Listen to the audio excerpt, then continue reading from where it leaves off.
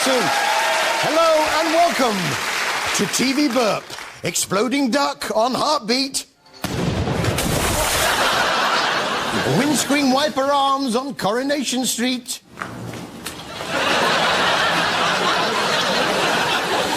And Bruce Parry in the Amazon finally can't hold it in any longer. Well, hopefully now. Oh, that's better. Strictly Come Dancing is back. Usually drink, usually dance, usually bubble. And I was surprised to see a rather cheeky use of the glitterball scoring system. The couple I would like to keep, because I gave a correction and that correction is on the way to being corrected, is Phil and Flavia. Cheeky. And Rachel Stevens was so nervous. Before her first dance, Rachel suffered from ballroom butterflies. My legs literally turned to jelly. She was shaking like a leaflet. Shaking like a leaflet? I'm so nervous. I don't know what to do with myself. But just what sort of shows should the BBC be making? What was the great vision laid out by Lord Reith in 1927? How would you feel about seeing your favourite celebs dressed in skin-tight silver lycra, then facing a huge wall, hurtling towards them with a most unusual hole in it, and all the while having to bend their bodies into the oddest shapes ever, just to avoid being plunged into that pool of cold, cold water? It's the Reithian vision that is hole in the wall. Bring on the wall! Bring on the wall! Bring on the wall! Bring on the wall! A polystyrene wall with a hole in it that tries to knock celebrities into a paddling pool. So, which top celebs they got for us? Please welcome weather girl Sian Lloyd and kids' favourite TV presenter and one half of Sam and Mark, it's Mark Rhodes! And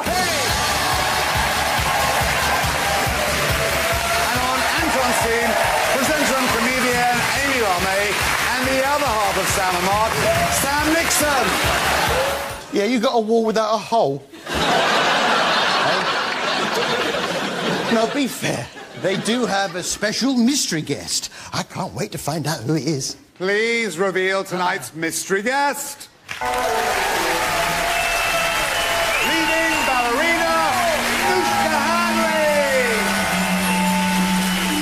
I don't believe it. Leading ballerina Nushka Hanley. I loved her in that show she did. She's everywhere at the moment.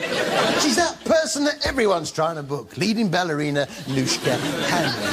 The thing is, the whole process of dressing up in the lycra, taking up the position, then being dumped in the water, it just seems so undignified. Well, it doesn't have to be, as Sian Lloyd proved. Bring on the wall!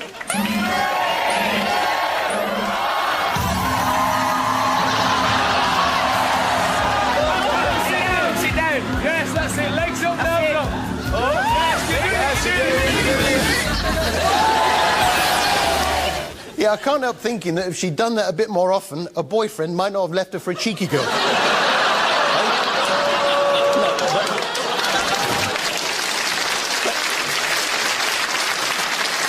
Sorry, Sian. Oh, have you heard about this new Chav Safari Park?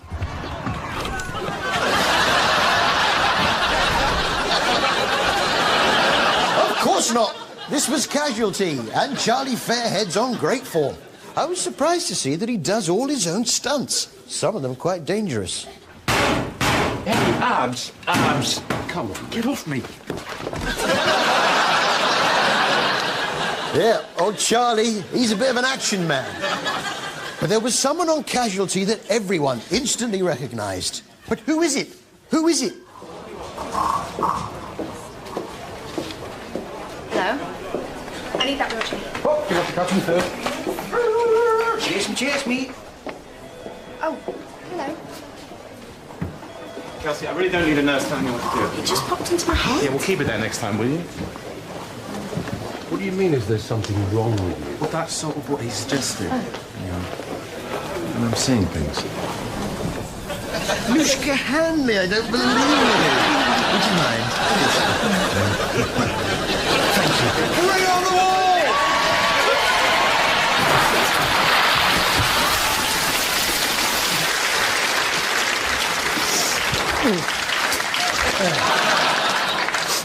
was leading ballerina Anushka Hanley.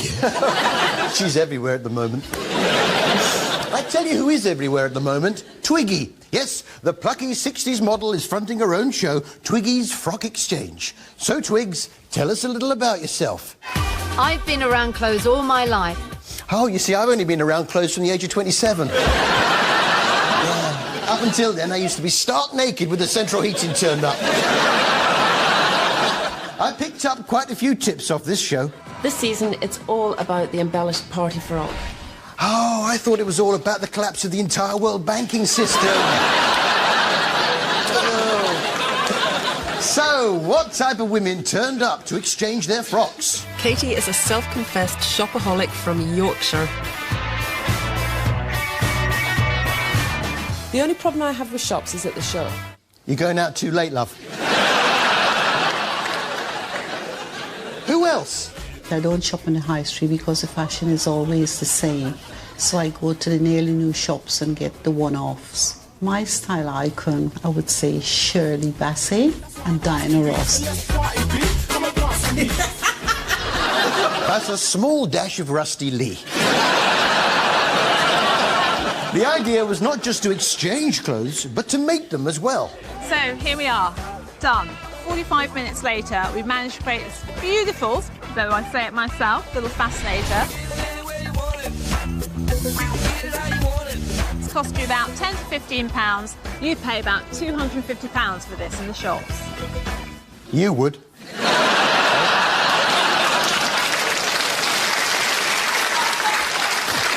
I paid $12.99 for mine, look. Hey?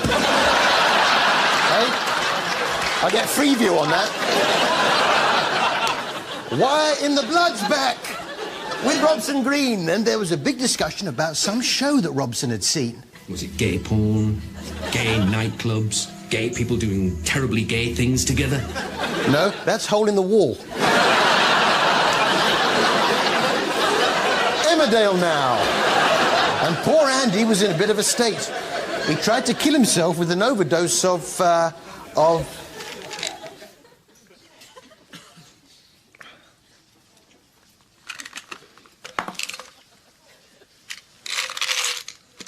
Tic Tacs. Yeah, overdose of Tic Tacs. Did you know Emmerdale's TJ is in fact a highly sophisticated lizard? Bear with me on this. And like some of the frilled lizards, when threatened, he is able to create a display to warn off predators. It's not going to be any trouble. Hey, I'll see you later, mate. Okay? Highly sophisticated lizard. Louise was storing something very special in a box. It let out a lovely orangey glow. Knock, knock. Got something Madame needs to sign for. Thank you. Smart to Australia, as it happens.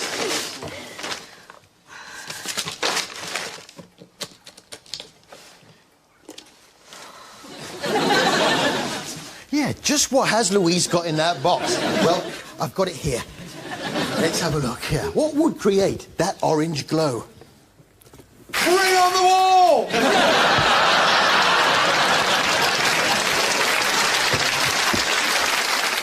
Oh, has anyone seen my Action Man and Barbie? Yes, my Action Man and Barbie. I had them here earlier. I can't think where they've got to.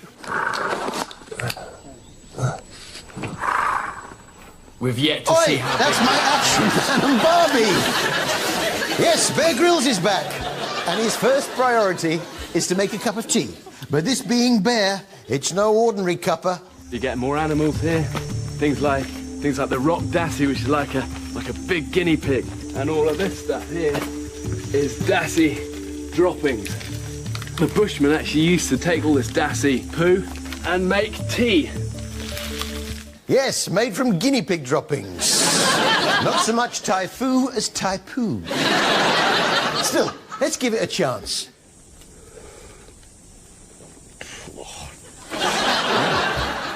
Maybe the milk's off. So, that's the drink. What would go nicely with that? I'm not going to need to eat for a week after this. Cup of Thai poo tea and a maggot. I imagine it must be difficult to describe what a maggot tastes like. I mean, all you can do, surely, is just draw on your own personal experience. It's like if all your friends get all their bogies together, squeeze them inside a sausage, and then you put that in your mouth. Yeah, which public school did you go to again? At least he's getting nourishment. I'm beginning to think that that was one bug too many, and I'm soon feeling ill. Within hours, I've got diarrhea. I knew that milk was off. But with diarrhea, Bear has got to get some fresh water to avoid dehydration. Unfortunately, the only water around is all muddy. Don't worry, Bear's got a way of filtering the big bits out. One way I can clean the water is just to improvise something out of my rucksack. You know, I've used my socks before, even underpants. Yeah, using your pants to sieve your drinking water. I think if you've got diarrhea and you're drinking water that's been through your pants, that's pretty much the definition of a vicious circle. Pants,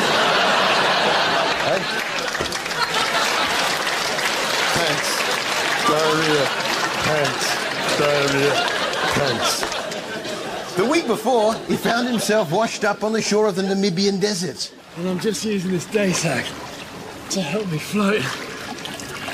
And I'm going to need it when we get into these breakers.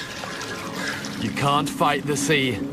Well, that's an interesting point. Can you indeed fight the sea? I mean, I like the sea, I like Bear Grylls, but which is better?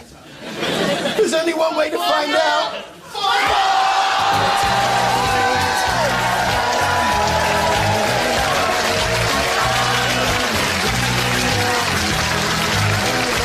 See you after the break. Come on the scene!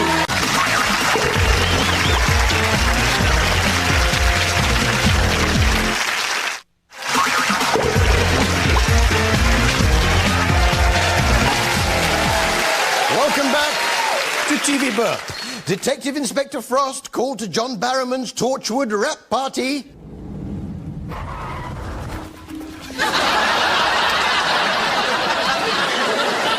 Delighted wallet on heartbeat.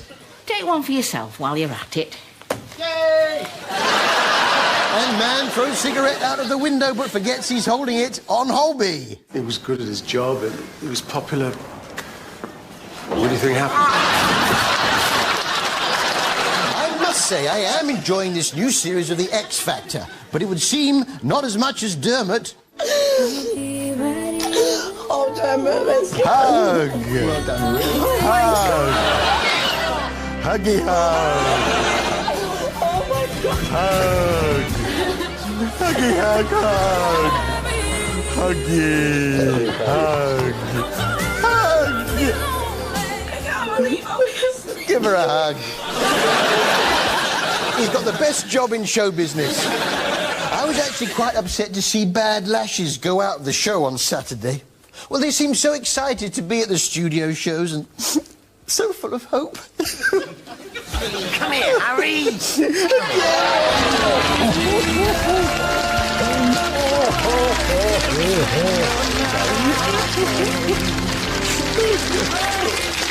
All right. Thanks, Dermot. Thanks, Harry. Bye, everyone.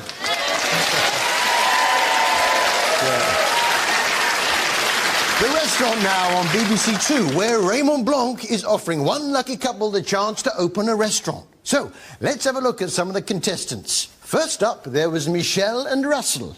For our signature starter, we've decided to do for you a warm goat's cheese salad, dressed with a white wine vinaigrette, and inside there you've got the little elderflowers. I always think it makes you feel like a princess eating flowers. That's funny, because when I eat flowers, I feel like a really hungry tramp.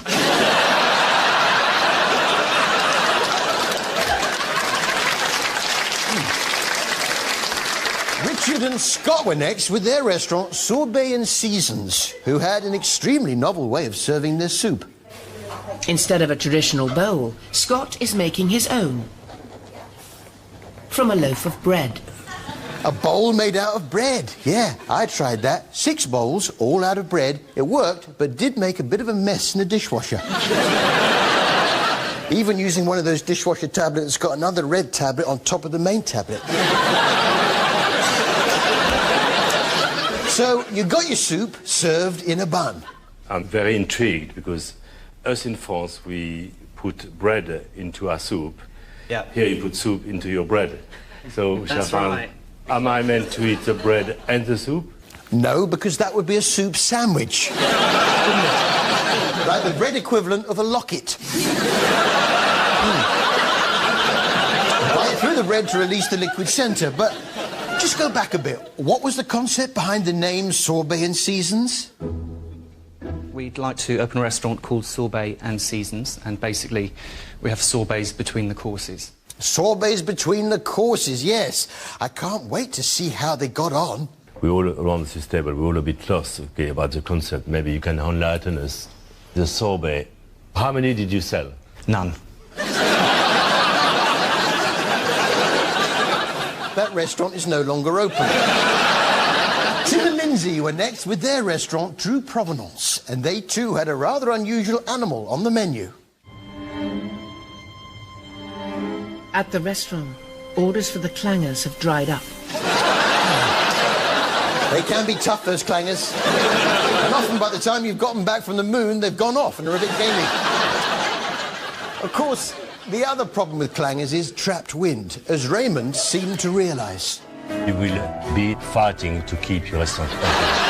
You certainly will be, especially if you have the clangers. Coronation Street now, and Rita seemed to be a little confused as to what kind of outfit she's running. 28 hole punch. Why would I order 28 hole punches? To sell them? Don't suppose you want 28 hole punches? I can't say I do, no. Well, we'll just have to send them back. No, you don't get it. You buy a lot of one thing, and then people buy smaller amounts of them off you. It's called a shop, Rita. But of course, this week's Corrie was all about Liam, killed by Tony on his stag night. Carla didn't take the news well. She was crying before she'd even found out. You've been crying too, haven't you? Nothing a bit of Lippy won't sort out. Yeah, very upsetting. Still, nothing that a bit of Lippy can't fix.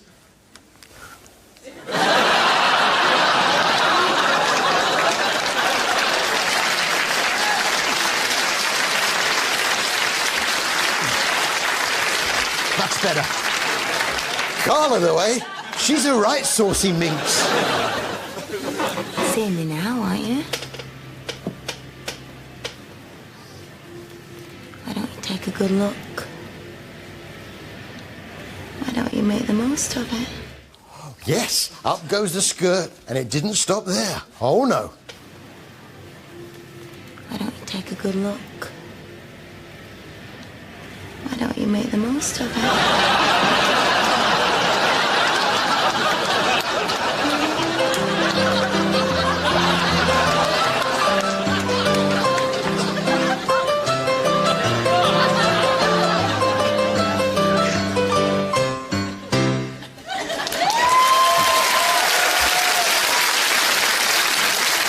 EastEnders now, and Pat had turned all Woody Woodpecker. So that's it then. I knew he didn't like me, but...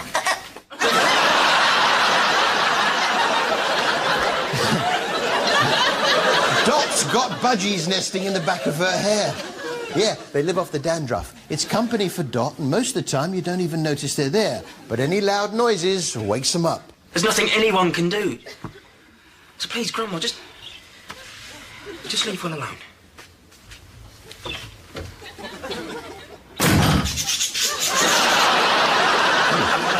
Let's hope they don't migrate south for the winter.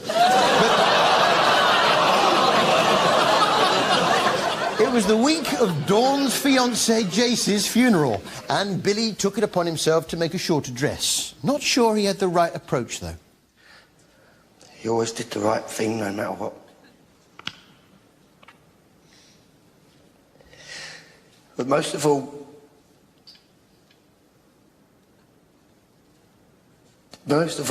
I like the way you move.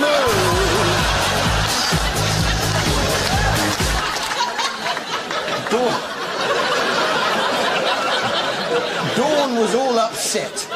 Understandably, as I say. He was her fiancé after all. Dawn? You're so nice there on the sofa, please. I haven't had a hug in so long, I just need someone to hold me. Come here, Dawn. Oh, I love my dog. There you go. Young Tamwa Masood revealed a hitherto hidden dream. So I've made a decision. I don't want to be a doctor anymore. I want to be a comedian. What a stupid idea. It'll never work. Yes. Yes, it was stand-up comedy mania on EastEnders this week, not only for Tamwa, but for Ian Beale's wife, Jane. And as her and Tamwa arrived at the comedy club for their gig, I thought I spotted a familiar face. OK, Joe Hill there, ladies and gentlemen. The secret love child of Joe Brand and Harry Hill. Yeah, I tried to keep that quiet. Hey, me and Joe Brand. We haven't made this up. It's an actual EastEnders storyline. Daddy? Joe? Was I funny, Daddy? Ladies and gentlemen, please welcome my daughter, Joe Hill.